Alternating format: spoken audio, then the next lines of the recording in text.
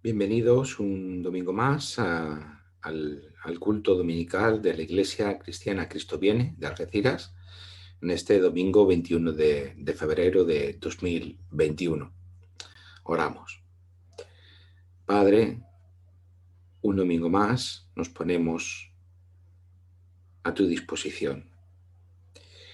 Como Iglesia, aunque sea en la distancia y virtualmente, queremos mostrar nuestro compromiso, no virtual, sino real, presencial, físico, contigo, con tu palabra, con tu reino, en la misión en la que tú nos has permitido e invitado a participar, la misión que tú tienes para reconciliar el mundo contigo y poner en orden esta creación tuya, poner orden en el mal, en el dolor, en el sufrimiento, en el pecado y en la muerte. Poner orden significa eh, que ninguna de estas realidades tengan vigencia nunca más y que podamos vivir en un mundo, en una realidad, en una creación nueva, reconciliada contigo, reconciliada entre nosotros, los seres humanos, y en armonía contigo y con la creación.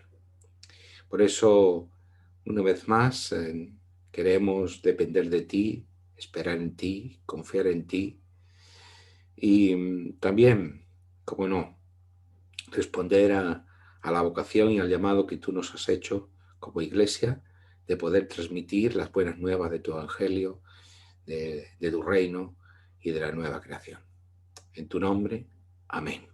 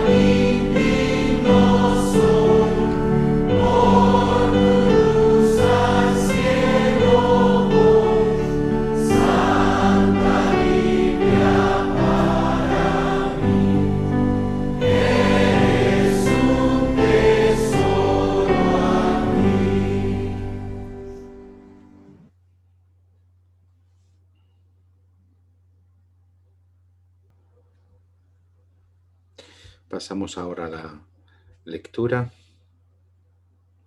esta mañana en el Evangelio de Lucas, capítulo 10, versículos 25 al 37.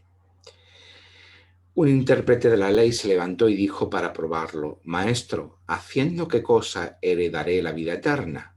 Él le dijo: ¿qué está escrito en la ley, cómo lees? Aquel respondiendo dijo: amarás al Señor tu Dios con todo tu corazón, con toda tu alma, con todas tus fuerzas y con toda tu mente, y a tu prójimo como a ti mismo. Le dijo: bien has respondido, haz esto y vivirás. Pero él, queriendo justificarse a sí mismo, dijo a Jesús: ¿y quién es mi prójimo? Respondiendo Jesús dijo: un hombre que descendía de Jerusalén a Jericó, cayó en manos de ladrones, los cuales lo despojaron, lo hirieron y se fueron dejándolo medio muerto.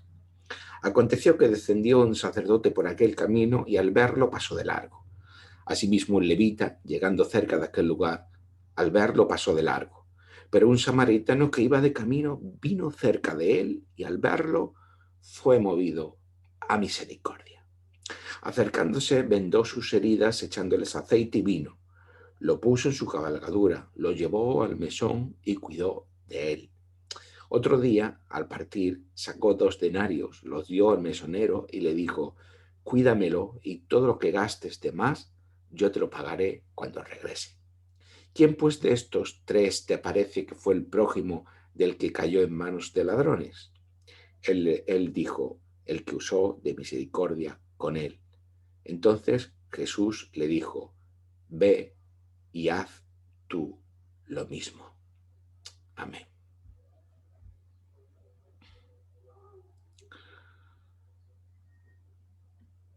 Escuchamos y cantamos con este himno que se titula ¿Qué me puede dar perdón?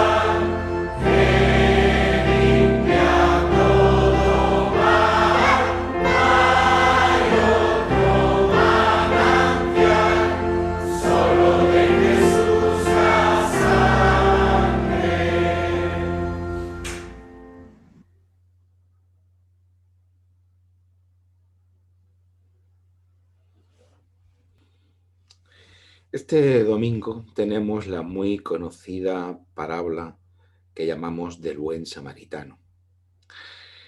Incluso esta expresión pues, se ha quedado también en español como una frase hecha. Esta parábola está motivada por una pregunta. La pregunta es, ¿y quién es mi prójimo? No, el intérprete de la ley le pregunta a Jesús en el versículo 29 de este capítulo 10. Es que todas las sociedades o todos los grupos humanos existen sobre la base de una frontera fundamental, de una línea que trazamos. Y esa línea es la relación amigo y enemigo. Todo grupo, toda sociedad humana tiene esta frontera. Siempre hay quienes están del lado amigo y por lo tanto se tratan como iguales y por lo tanto forman ese grupo con una identidad definida, y hay quienes están del otro lado, del lado enemigo.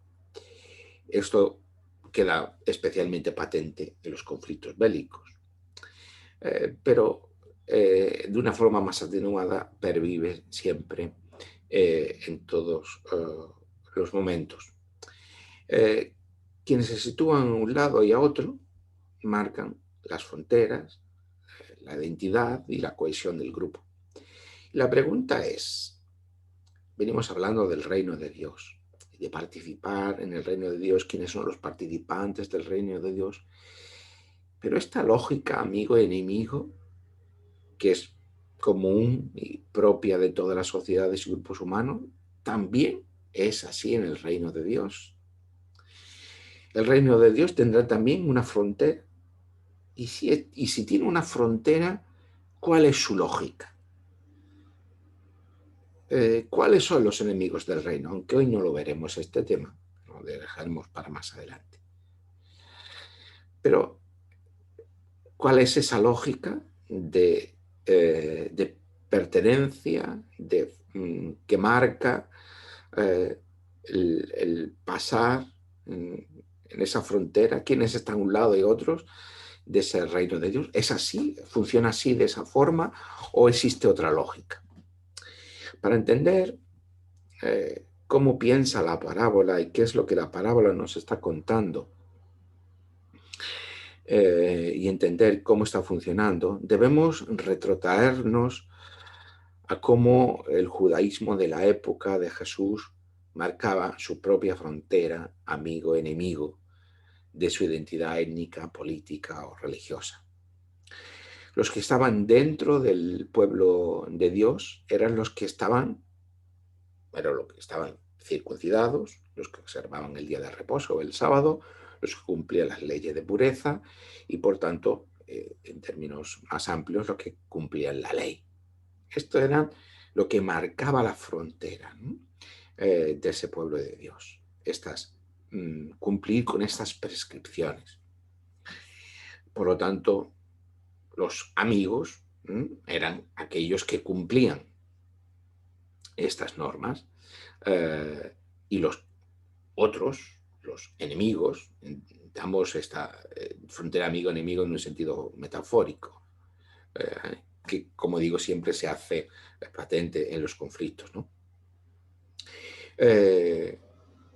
Esa división, los judíos y gentiles, pues están cumpliendo o están determinadas en función de estas leyes, de estas observancias.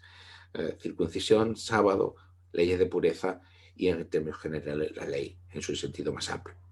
Por tanto, hay que recordar que pertenecer al pueblo de Dios era pertenecer al pacto que Dios había establecido con su pueblo, que Dios había acordado con su pueblo por medio de su gracia y por medio de su misericordia. Dios tiene la iniciativa, lo acuerda con su pueblo sin que medie en el pueblo ningún término de mérito que le acredite de una manera especial por encima de cualquier otro pueblo. De hecho, Dios establece su pacto antes de que el pueblo exista como tal.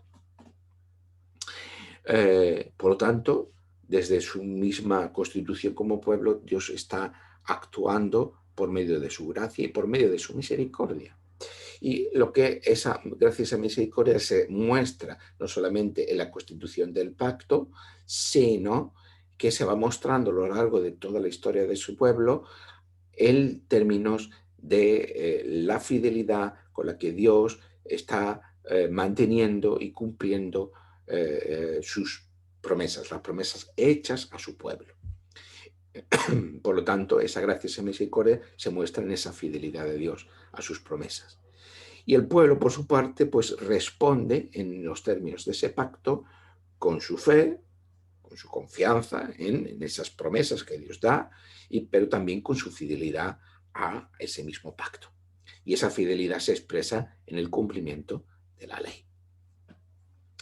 Esa pertenencia, pues por tanto, es la garantía de acceder o de pertenecer o de ser receptor de la salvación por gracia de Dios, porque tenemos que esa salvación en toda la Biblia no se entiende de una forma individualista, sino siempre como pertenencia a un pueblo. En el Antiguo Testamento como la pertenencia al pueblo de Israel, en el Nuevo Testamento como la pertenencia al pueblo que es de Dios, que es la Iglesia. Por eso, si leemos los primeros versículos de nuestro pasaje, vemos como en el diálogo entre Jesús y el intérprete de la ley, la primera pregunta es sobre la vida eterna, es decir, sobre la salvación. Pero como se va desarrollando ese diálogo, con la respuesta que Jesús le da al intérprete tiene que ver con cumplimiento de la ley, que dice, bueno, ¿qué dice la ley? Entonces, el intérprete de la ley responde pues con el amor a Dios y con el amor al prójimo. Bueno, pues esto cumple con eso. Y entonces es cuando el intérprete de la ley se descuelga con esa pregunta. ¿Y quién es mi prójimo? Claro, ¿quién es mi prójimo? Aquellos que cumplen la ley como la cumplo yo, aquellos que están circuncidados, que guardan el sábado, que cumplen con las leyes de pureza, que rigen su vida por medio de la ley, o también es mi prójimo, podría ser mi prójimo, potencialmente mi prójimo, aquellos que están fuera de ese pacto y que están, por tanto, no cumplen estas prescripciones. ¿Quién es mi prójimo? Y esta es la pregunta. La pregunta que todas las sociedades se hacen. ¿Quién es mi prójimo? El prójimo es el próximo, el que está cerca. Pero el lejano, el extraño, el diferente, ese es prójimo. La salvación que está testimoniada por la ley y que tiene como centro el amor a Dios y al prójimo, queda marcada por esa frontera, por la frontera que determina quién es ese prójimo. ¿Todo el mundo es prójimo o solamente hay unos que son prójimos? Pues esto es lo que tenemos de fondo. Y la parábola nos cuenta que alguien va de Jerusalén a Jericó, no sabemos quién es, que es asaltado por unos ladrones, que es abandonado medio muerto, nos dice el texto, y a continuación se nos van sucediendo van entrando en escena tres personajes, uno tras otro, un sacerdote, un levita y un samaritano. ¿Quién sería, a ojos del intérprete de la ley, su prójimo? Pues obviamente el sacerdote y el levita serían considerados prójimo para el intérprete de la ley. Sacerdote judío que está oficiando en el templo cuando le toca, el levita que tiene también, que es judío y que también tiene determinadas responsabilidades en relación con el templo.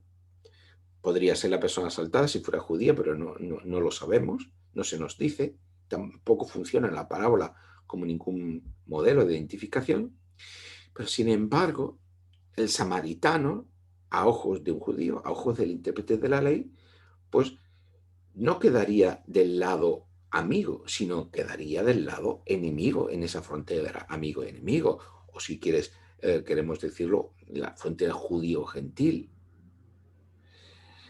Porque, ¿quién es el samaritano? ¿Quiénes eran los samaritanos? ¿Por qué los samaritanos y los judíos se excluían entre sí de sus respectivas comunidades étnicas, religiosas y sociopolíticas? Si en definitiva los samaritanos eran también judíos. Vamos a ver esto un poquito. Samaria, en principio los samaritanos eran los habitantes de la ciudad de Samaria, que Samaria era la capital de Israel cuando Israel era el reino del norte, Judá era el reino del sur, que durante mucho tiempo no hubo una unidad política, que solamente se consiguió con los reinados de David, que es el que lleva a esa consecución de esa unidad política, y después con el reinado de Salomón. A la muerte de Salomón, el reino se divide y tenemos el Israel, que es el reino del norte, y Judá, que es el reino del sur. Pues el reino del norte cayó en manos de Asiria, del imperio de Asiria, en el año 722 a.C. y desapareció de la historia como unidad sociopolítica. Solamente pervive el reino del sur, Judá, hasta que después, en el 586, Judá va definitivamente a caer en manos del imperio babilónico, se van al exilio, pero mientras que hay una recuperación de ese el reino del sur, de Judá, tras la vuelta del exilio, el reino del norte nunca se recuperó, nunca recuperó su constitución política. Por tanto, esa zona del norte pues quedó expuestas a muchas influencias, mezclas étnicas, a lo largo de la historia, ¿no? Durante el Imperio griego, pues fue una zona que se llama helenizada, es decir, que la cultura griega influyó mucho sobre esa zona, y después la romana, que es lo que queda más próximo a la época de Jesús. Y en esa época de Jesús había 3 regiones de mayoría judía, como ya me decíamos algunas semanas atrás. Teníamos en el norte Galilea, Perea, que estaba al este del Jordán, y Judea, que estaba al sur. Pues bien, entre Galilea y Judea quedaba la región de Samaria. Pero ¿quién eran entonces esos samaritanos? Pues en realidad eran judíos, no dejaban de ser judíos. Diríamos una rama del judaísmo de la época. Lo que pasa es que no eran reconocidos como tal por parte de los judíos de Judea. Ni tampoco los judíos de Galilea, aunque ya en sí, desde el punto de vista de los judíos de Judea, los judíos de Galilea tampoco eran demasiado bien vistos. Pero había una diferencia con respecto a ese judaísmo samaritano. Como decimos, eran judíos, o podríamos decir medio judíos, creían y adoraban al Dios único de Israel, por lo tanto, eso ya sería definitivo, pero con respecto a lo que consideraban Sagrada Escritura, solo consideraban la Torá, o lo que llamamos Pentateuco nosotros. Pero bueno, eso también lo hacían los saduceos, que pertenecían al judaísmo normativo de Judá, que solamente observaban y consideraban normativo la Torá. Pero además de esa diferencia, tenían como centro cultico no el templo en Jerusalén, sino el templo en el monte Gerizim. ¿Y eso de dónde viene? Bueno, eso del siglo III a.C., pero los samaritanos usan para eh, eh, legitimar esa práctica dos versículos o dos referencias en el del libro del Deuteronomio, el capítulo 11, versículo 29, que dice: cuando el Señor tu Dios te haya introducido en la tierra a la cual vas para tomarla, pondrás la bendición sobre el monte Gerizim. Estas son palabras dadas, instrucciones dadas a Moisés. Pondrás la bendición sobre el monte Gerizim y la maldición sobre el monte Ebal. Y en el libro de Deuteronomio, capítulo 27, versículos 2 y 4, dice, acortando un poco, empieza el 2, el día que pase el Jordán para entrar en la tierra que el Señor Dios te da. Nos saltamos un poco hacia el versículo 4, levantarás estas piedras que yo os mando hoy en el monte Ebal, las revocarás con cal y edificarás allí un altar al Señor tu Dios.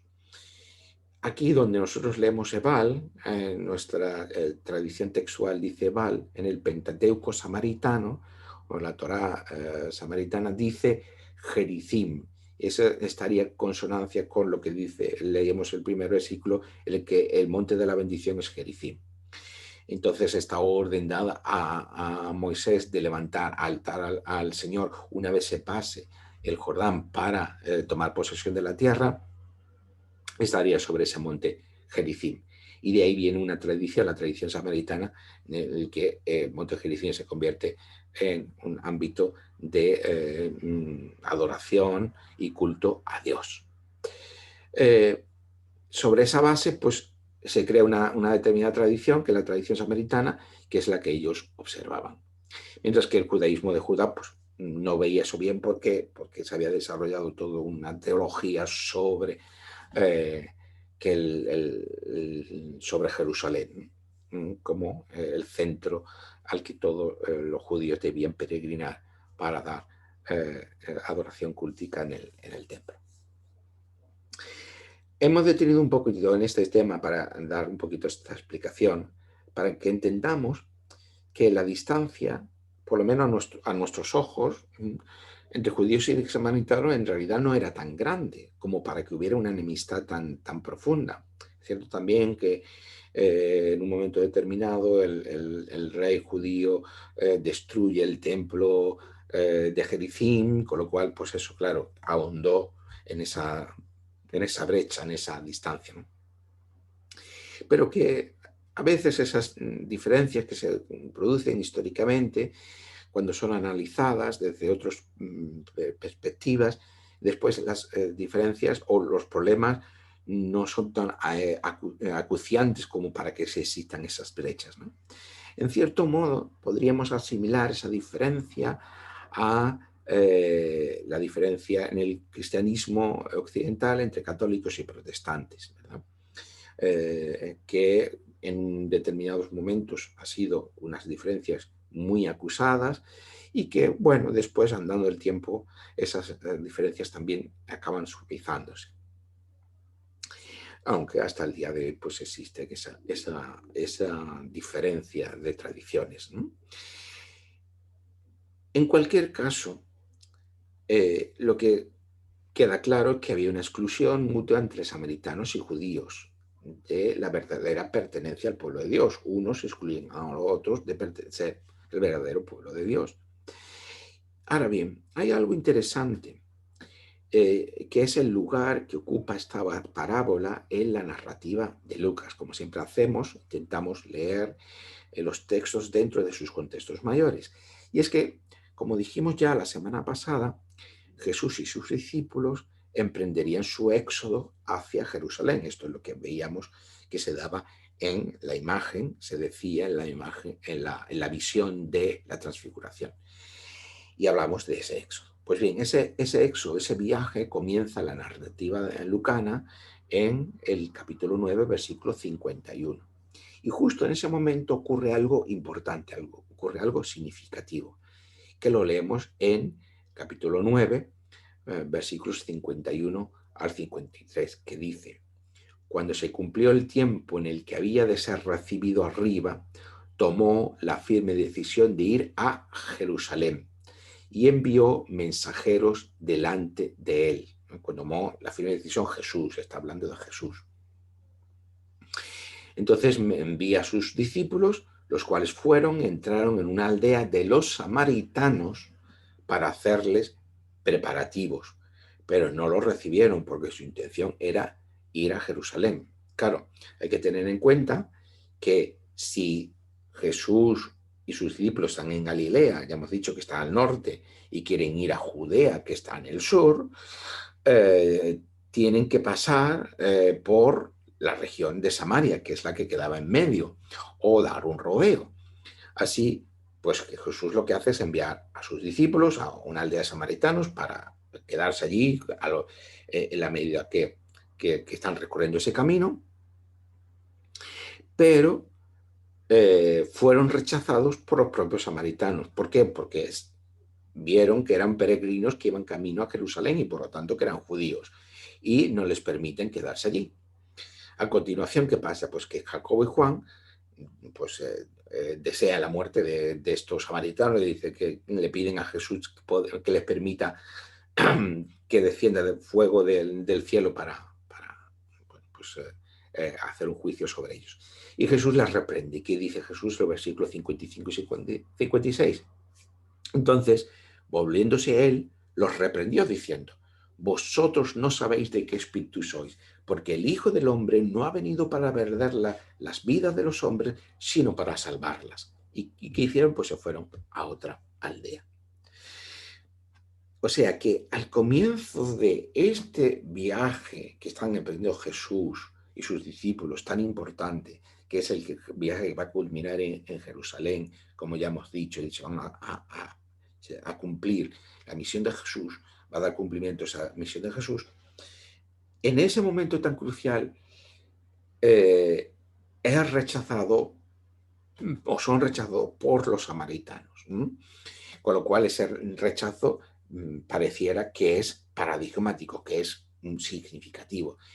Pero Jesús se niega a condenarlos, a considerarlos como enemigos, y reprende a sus propios discípulos cuando tienen esa actitud violenta.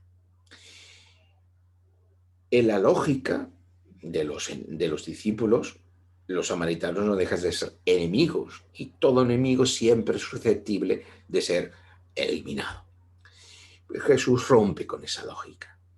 Y tenemos esto de fondo al comienzo de este viaje, y por eso un poco más adelante, estamos en el capítulo 9, ahora pasamos al capítulo 10, en toda esta sección que media entre estos dos puntos, pues tenemos distintos textos que lo que nos están hablando es del seguimiento de Jesús. Jesús manda a sus discípulos, hay diferentes textos que nos están hablando de lo que implica el seguir a Jesús, y también al mismo tiempo en esos textos, entre esos textos se mencionan distintos lugares que rechazan a Jesús, entre ellos distintas poblaciones de Galilea que rechazan a Jesús. Y tenemos este juego entre seguimiento y rechazo. Y ahí lo que en esos se nos está diciendo que el rechazo del propio Jesús es lo que se va a convertir en motivo de exclusión del reino de Dios. Esto ya lo veremos. Pero por eso cuando llegamos a la pregunta sobre quién es mi prójimo en esta parábola, como la pregunta central que motiva el que Jesús cuente la parábola, claro, traemos todo este bagaje. Traemos que los samaritanos han rechazado a Jesús. Traemos que el reino de Dios está constituido por aquellos que están siguiendo a Jesús, y que aquellos que rechazan a Jesús se hacen acreedores de la exclusión de ese reino. Y ahora nos cuenta Jesús esta parábola en la que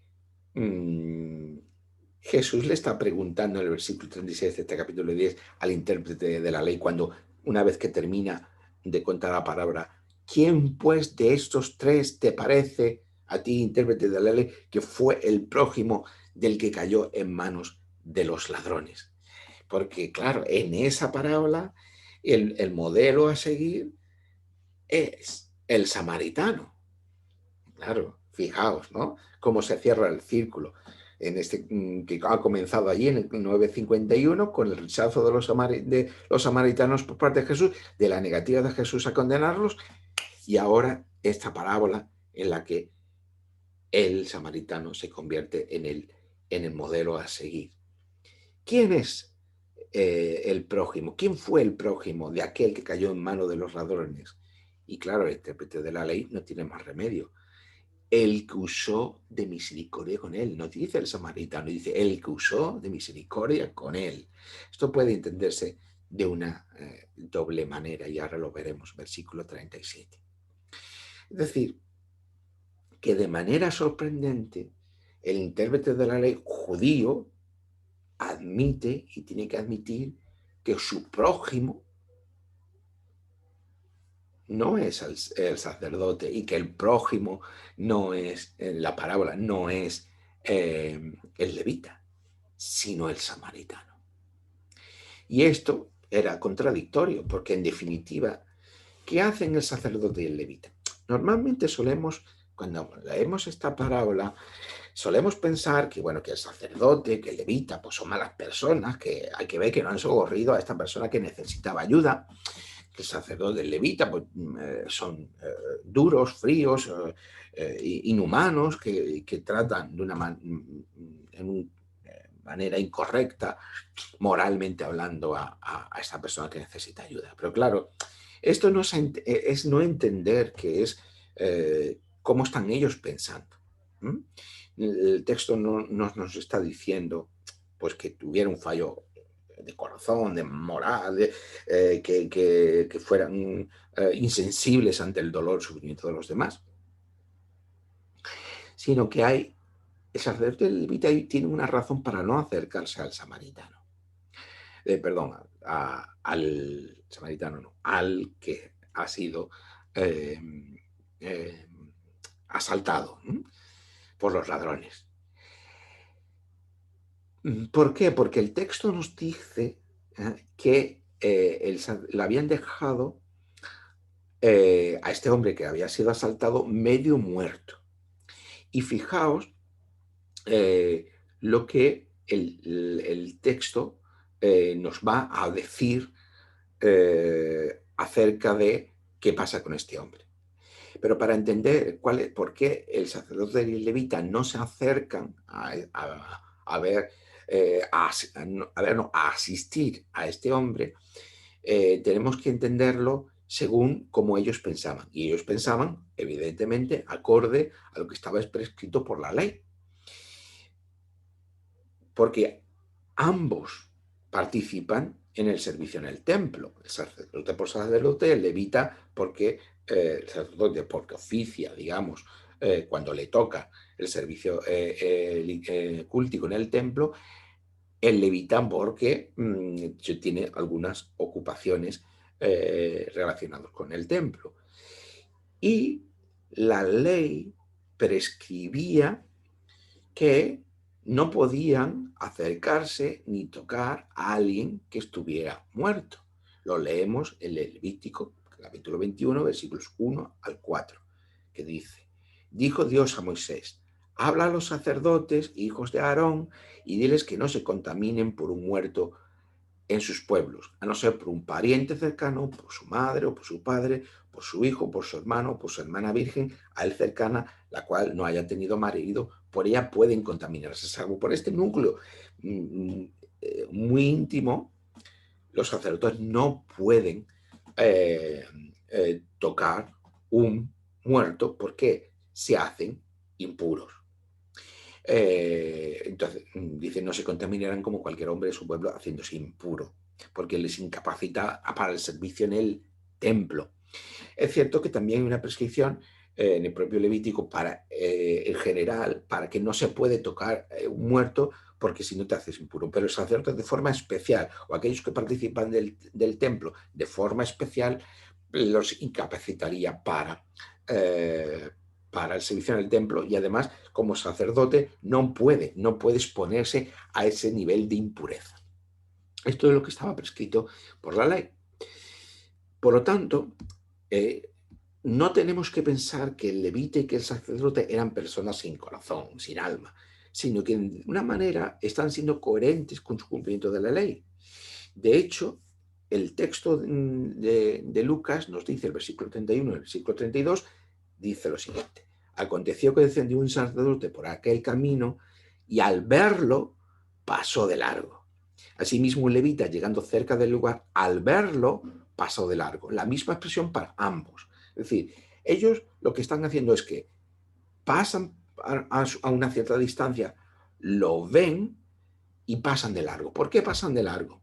Probablemente porque están entendiendo lo que se nos ha dicho un poquito antes en el texto, que dice, lo habían dejado medio muerto, es decir, que al verlo y no acercarse, la impresión que tienen es que aquella persona estaba muerta.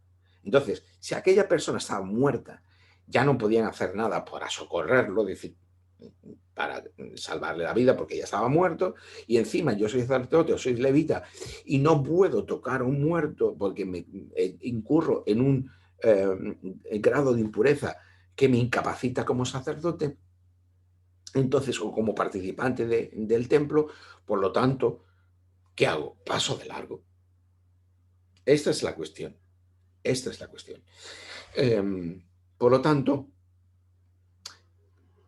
ellos, pues, no hay que atribuirles maldad, sino simplemente coherencia con su con la ley, con la interpretación de la ley. Sin embargo, ¿qué fue lo que caracterizó al samaritano? Pues lo leemos en el versículo 33. Pero un samaritano que iba de camino vino cerca de él y al verlo fue movido a misericordia. Mientras que sacerdote y levita están regidos por el cumplimiento de la ley, nos dice que el samaritano es movido a misericordia. Tiene la iniciativa de acercarse porque siente misericordia por esta persona. Es cierto que a ojos de un judío, los samaritanos no eran buenos cumplidores de la ley.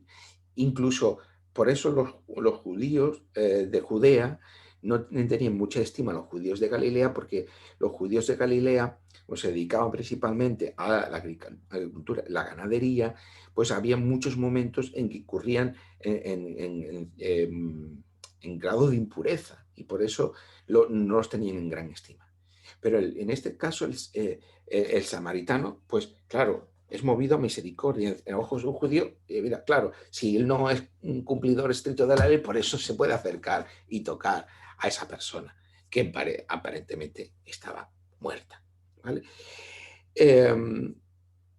Esa misericordia es lo que mueve a actuar al samaritano. Y ahora después volvemos a este tema. Así que lo que volvemos a encontrar aquí, como ya hemos visto en textos anteriores, es que el cumplimiento de la ley queda relativizado en favor de la importancia dada a las personas. Es decir, que a ojos de Jesús, y lo que nos está enseñando Jesús, es que las personas son más importantes que cumplir con la ley. No que la ley, cumplir la ley, no tenga su lugar, pero que las personas están por encima de la ley. Esto es lo que nos está enseñando Jesús. Cuando se trata de auxiliar o de ayudar a una persona, el cumplimiento de la ley queda en un segundo plano. Sin embargo, el centro de la narración de hoy no está tanto en este tema como en responder a la pregunta sobre quién es mi prójimo en el reino de Dios. Y la respuesta es clara. En el reino de Dios, el prójimo no está determinado sobre la base amigo-enemigo de las fronteras étnicas que marcaba la ley. Es decir, antes lo hemos dicho, a ojos del judío, ¿quiénes son los que participan, que pertenecen al pacto de Dios? ¿Quiénes son los que pertenecen al pueblo de Dios? Aquellos que están cumpliendo, que están que pertenecen al pueblo. ¿Y cómo se marca la pertenencia a ese pueblo? Por el sábado, por la observancia de la circuncisión o de las leyes de pureza e impureza, como estamos viendo también en este texto del buen samaritano. Y lo que aquí está ocurriendo lo que aquí se nos está diciendo, en coherencia con lo que ya hemos visto anteriormente en las semanas previas en el Evangelio de Lucas, es que la frontera de la pertenencia o no al reino de Dios no está marcada por esa misma frontera que determinaba la ley. ¿Mm? En este caso concreto la parábola del buen samaritano, el contacto con los muertos. Tampoco estaban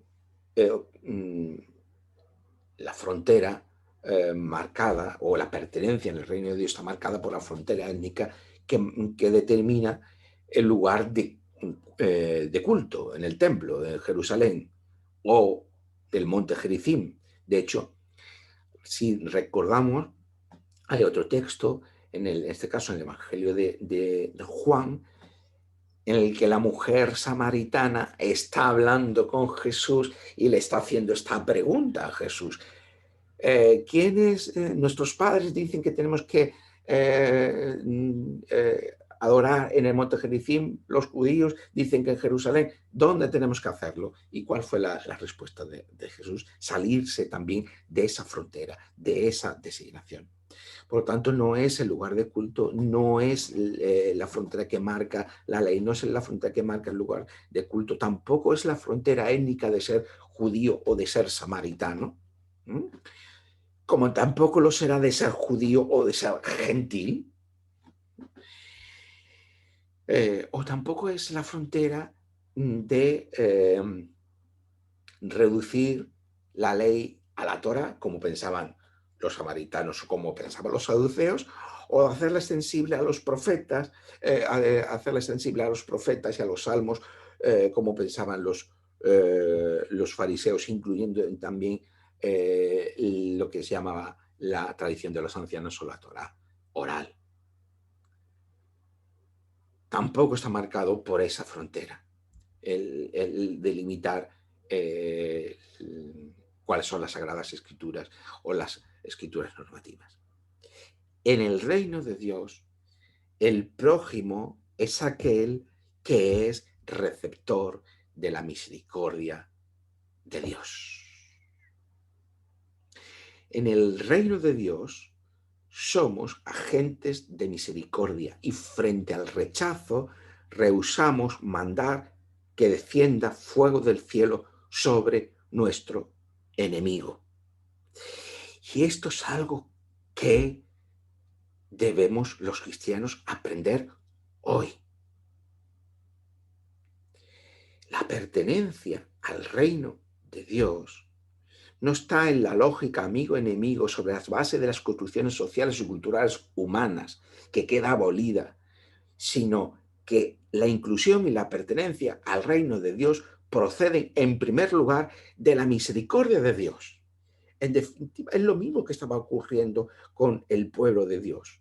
Los judíos se han sentido orgullosos de pertenecer al pueblo de Dios, pero el pueblo de Dios había surgido no por mérito de los judíos, que los cualificara por encima del resto de pueblos, sino por la misericordia de Dios, por la gracia de Dios, que había constituido como pueblo y que los había elegido antes de ser incluso pueblo y que había acordado un pacto con ellos antes de ser pueblo, el pacto con Abraham. Por lo tanto, esto es algo que debemos de tener presente. La pertenencia al reino de Dios procede de la misericordia de Dios Padre. Y eso en primer lugar. En segundo lugar, de seguir con fe confiada a Jesús, como vemos en todos estos textos que hemos mencionado anteriormente y que preceden al texto de la parábola, que vosotros podéis leer desde el 9:51 hasta el momento en que Jesús cuenta esta parábola del buen samaritano, que, como se nos dice también en el versículo 22 de ese capítulo 10, seguir a Jesús de manera confiada, porque Jesús es el Hijo que está revelando al Padre. Y es fácil para nosotros, cuando leemos este texto, identificarnos con el samaritano. Todos, cuando leemos el relato, pensamos, probablemente inconscientemente, que somos el samaritano. Pero en realidad, a poco que reflexionemos, nos descubriremos mucho más del lado del levita y del sacerdote. Y probablemente no porque nos invada un sentimiento de odio o de rechazo por la persona atendida mientras pasamos a su lado, y entendamos esto de forma metafórica, de todas aquellas personas que tienen circunstancias vitales o personales que nos lo hacen, que lo percibamos como estar ahí de lado, ¿no? Junto al camino, sino porque probablemente nuestra lectura de la Biblia, igual que le pasaba a los fariseos, a los escribas, a los saduceos, a los esenios, a los intérpretes de la ley, en muchos casos, igual que les impedía a ello reconocer al otro como su prójimo, también nuestra propia lectura que hacemos de la Biblia también nos impide ver al otro como mi prójimo. No entender la lógica la lógica del reino de Dios se basa en la misericordia de Dios, y que nosotros también debemos ser agentes de misericordia, nos lleva, igual que les llevó a ellos, a no ver a esa persona que está en necesidad como mi prójimo. Y estamos más del lado de Jacobo y de Juan, pidiendo a Jesús que descienda fuego del cielo para justiciar a aquella, por esto, por aquello, porque su vida es, porque su vida no es, porque no cumple, porque no es lo suficientemente ortodoxo, porque no es lo suficientemente santo, porque no es lo suficientemente. Ahí nos descubrimos, desgraciadamente, mucho más frecuentemente los cristianos y los evangélicos que del lado de la misericordia. Y esta es una gran lección que debemos aprender. No debemos leer el texto lejos de nosotros, sino aplicado a nosotros. Por eso, si nuestra interpretación y nuestra lectura de la Biblia dejan de lado la misericordia y ponen el cumplimiento de cualesquiera versículos por encima del trato misericordioso a las personas, podemos estar seguros de que no estamos actuando conforme a los patrones del reino de Dios, y quizás Jesús nos diga: estás lejos del reino. Quizás nos resistamos a esta lectura, quizás nos resistimos a aceptar esto, y aún podamos hasta preguntarnos un poco cínicamente: ¿quién es mi prójimo? Quizás en esos momentos pase a nuestro lado algún samaritano con su, a nuestro juicio, modo erróneo de interpretar las Escrituras, demostrándonos que somos nosotros los que estamos lejos del reinado de Dios. Así de chocante y de contradictorio es muchas veces el reino de Dios. Pero por eso mismo su pertenencia, el pertenecer al reino, parte de la misericordia y de la gracia infinita de Dios. Y damos gloria y alabanza a Dios por ello. Que así sea. Amén. Oramos. Dios de compasión, cuán fácilmente amas a aquellos que nos parecen a nosotros menos susceptibles de ser amados. Cuán fácilmente das la bienvenida a los indeseables en tu hogar. Cuán lejos estamos de seguir tu ejemplo. Vuelve nuestros corazones hacia todos los que consideramos marginados, rechazados, impuros, no santos, no ortodoxos, de manera que podamos amar a nuestro vecino sin pesar o apatía, por medio de aquel que se encarnó para limpiar el mundo de pecado y muerte para siempre, Jesucristo, nuestro Redentor. Esto oramos en nombre del Padre, del Hijo y del Espíritu Santo. Amén. Que el Señor haga resplandecer su rostro sobre nosotros y que tenga de nosotros misericordia. Amén.